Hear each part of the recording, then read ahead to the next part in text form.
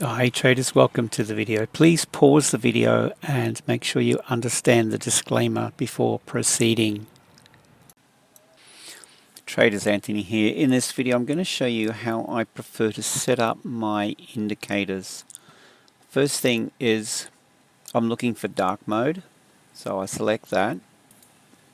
Right click the chart and go to settings, and we'll run through from top to bottom.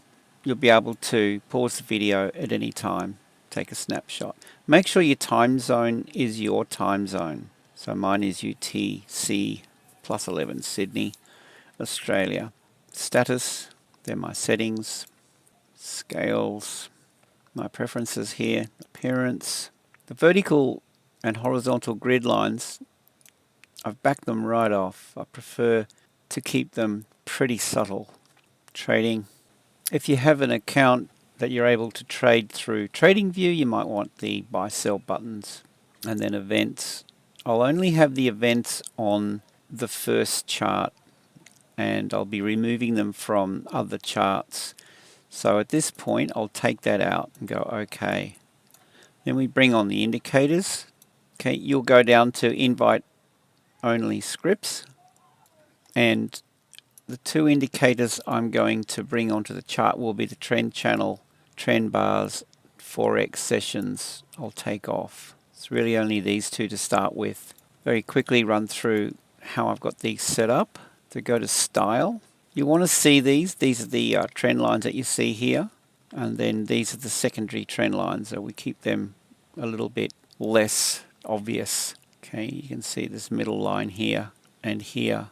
There's upper, middle and lower, all three. Scrolling down, I like to see the cloud.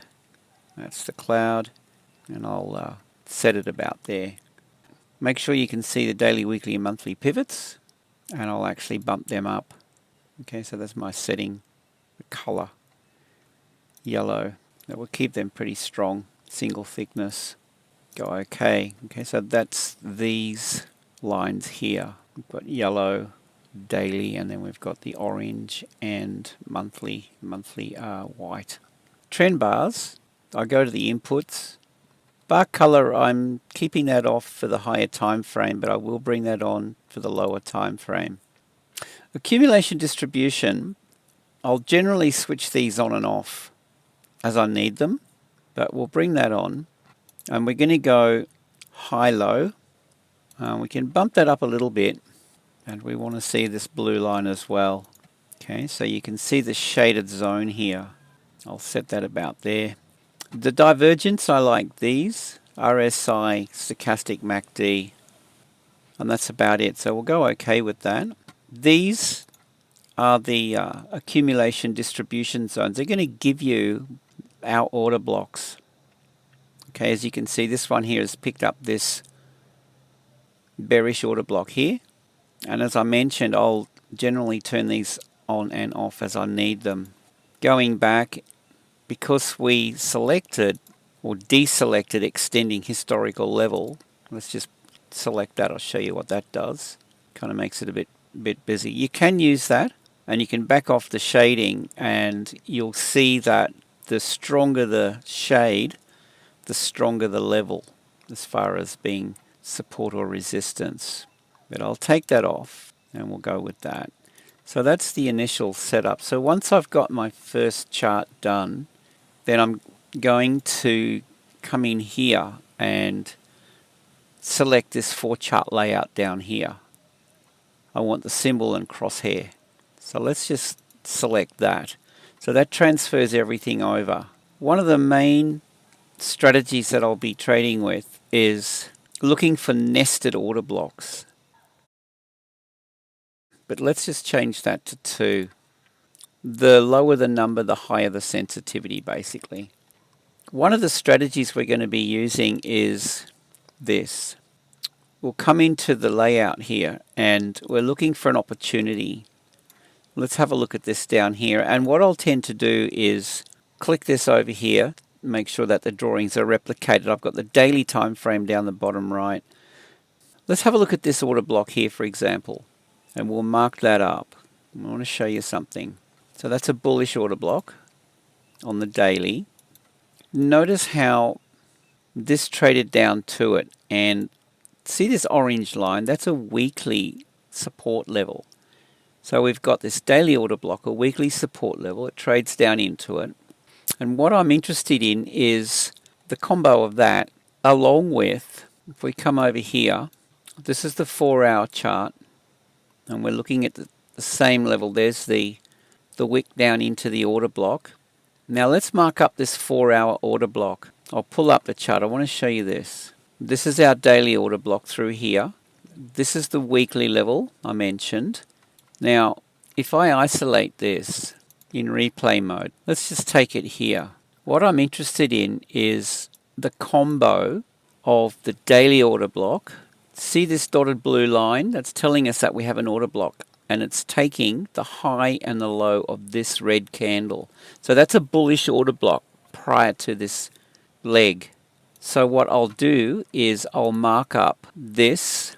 So we have a nested order block here, 4-hour, daily, and we'll just stop the replay. Go over now to the hourly chart. There's the hourly, and we'll go back to where we marked up. So that's the markup here. So let's open this and I'll show you this.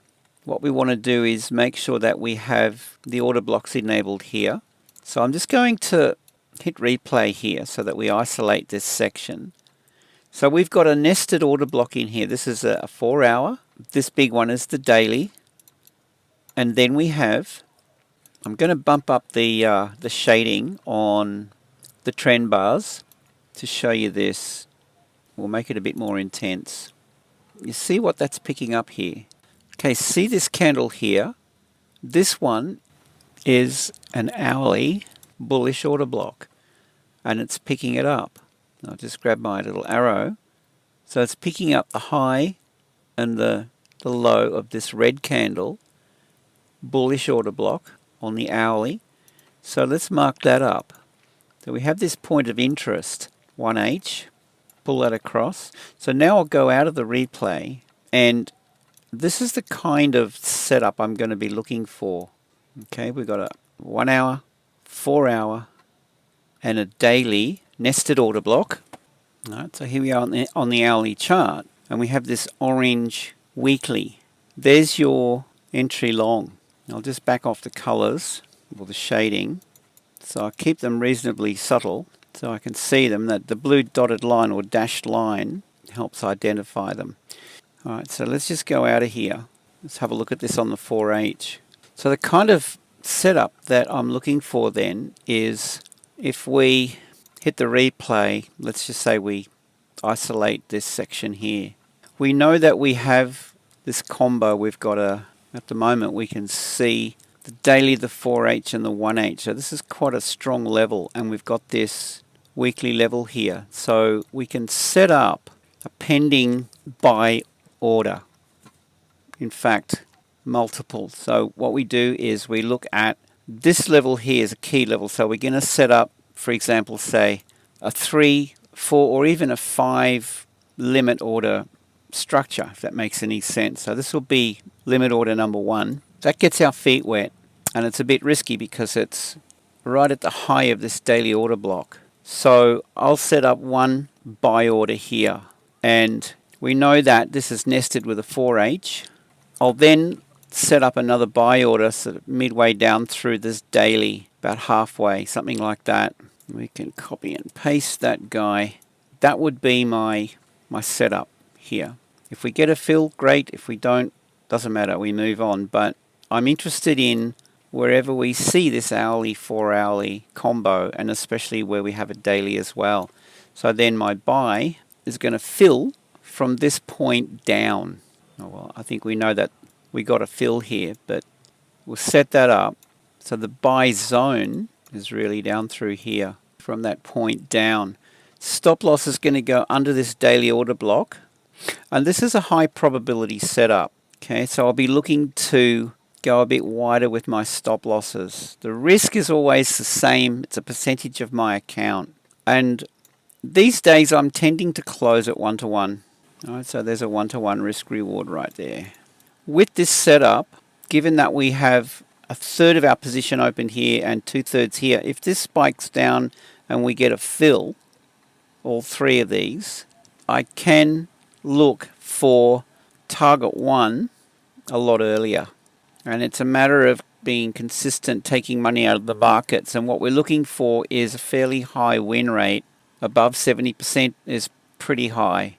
A lot of my friends who are involved with funded trading, prop firms, on average, guys have around a 60% win rate, but they manage their trades well. I'm tending to go for a 1-to-1 close all, and I'm always looking at the Asian session close, the New York Open, the session open and close times for an opportunity to close my trade, if that makes any sense. So that's more or less the setup. Now let's just take out the replay. All right, and in this case, we came down, we got a fill, a partial fill, and I'm good with that. Now you can manage your trade however you want, close it at 1-to-1, or let it run, trail it, but yeah, you'll work out your own strategy. So coming back to this multi-chart layout, that's what I'm looking for. I'm looking for these nested order blocks. I'll tend to remove the levels from here. In fact, I can cite these levels without the indicator quite easily. So I tend to remove this accumulation distribution level from the chart. But if you're having trouble identifying these levels, then you can use that feature. I'll take these out for now. The other indicator I have on my chart is over here. This will fluctuate between a 1 hour and a 30-minute time frame, even a 15-minute. Is this indicator down the bottom? Okay, so I place that in here on the left. This is our multi-time frame indicator. Trend sentiment it's called, but it's a multi-time frame trend indicator, so we can see that we're bullish across the board. Yeah, there's a buy opportunity right here by the look of it. It's trading down into a 30-minute order block. Pound dollar, let's have a look at that from a higher time frame perspective. Let's see what it looks like. So I like to use the 1 hour, 4 hour and daily. So there we have a 1 hour. All right, we're bullish across the board. We've got this nice pullback down in 1 hour order block. Let's have a look at the 4 hour, see what that looks like. Okay, now that's a fairly good level. We've got a daily, it's yellow line back here, the base of this 1 hour OB. So we could mark up this 4H from here up. So there's a nested level here. Have a look at the daily. What does that look like? All right, so we've got this candle here on the daily. It's a pretty big candle, and of course it's totally engulfing this. But what I might do with this is pick up the body of the candle in this case. Now for a buy opportunity here, I'm going to be looking for most likely a pullback down into here. So let's just have a look and see what we've got with this level further down. So on the 4 hour time frame we have, I'll pick that up, and we've already tapped into that, but we could mark that up as a 4H. Of course we could enable the distribution, accumulation distribution levels on the indicator, and will give us the same levels, but I'm happy to do it by eye. Alright, now if we look at the hourly chart, there's our bullish order block down here on the 1H. Alright, so this is the key really, is nailing these levels. Alright, so we have this nested level down through here. It's already tapped into it. That would have been an ideal entry long. And then I've got up the top here, I'm going to go down to a 5-minute chart, and then I'll work between the 5-3 and the 1 minute with this chart.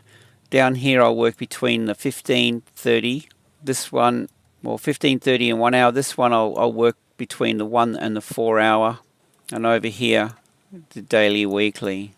Now the other indicator will be this Forex sessions, and I only use that on the 5-minute chart. So here we have the New York Open back here. This is the London Open. This is the Asia Tokyo Open, and we're looking for opportunities around these session times. The other thing that I'll have here will be events. Now let's just have a quick look.